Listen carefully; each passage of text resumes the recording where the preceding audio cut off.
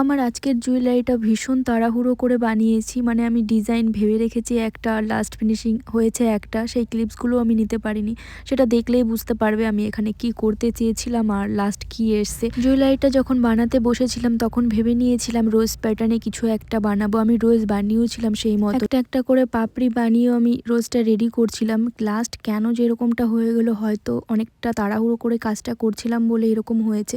Actually আমি যেভাবে চেয়েছিলাম রোজটা বানাতে সেরকম হয়নি। আমার এরকম মাঝে মাঝেই হয়, আমি ভাবি একরকম আর কাজটা হয় সম্পূর্ণ অন্যরকম। অনেকবার চেষ্টা করার পরও যখন আমার পছন্দ মতো হয়নি তখন বাধ্য হয়ে আমি এটা চেঞ্জ করেছি। কোনো কাজ যখন জোর করে করতে যাই সেটা সাকসেস তো হয় না, বরং উল্টো হয়।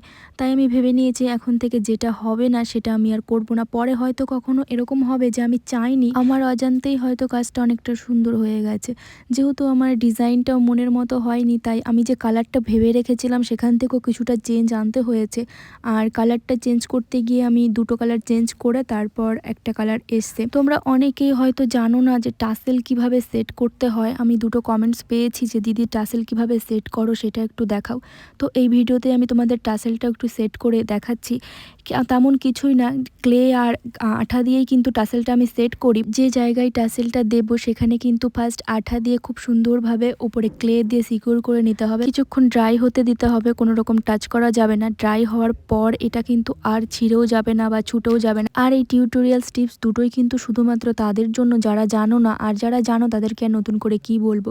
তো যাই হোক, এটা হচ্ছে আমার ফাইনাল রেজাল্ট বা ফাইনাল লুকস বলতে পারো। আর এই দুটো ইয়াররিংস।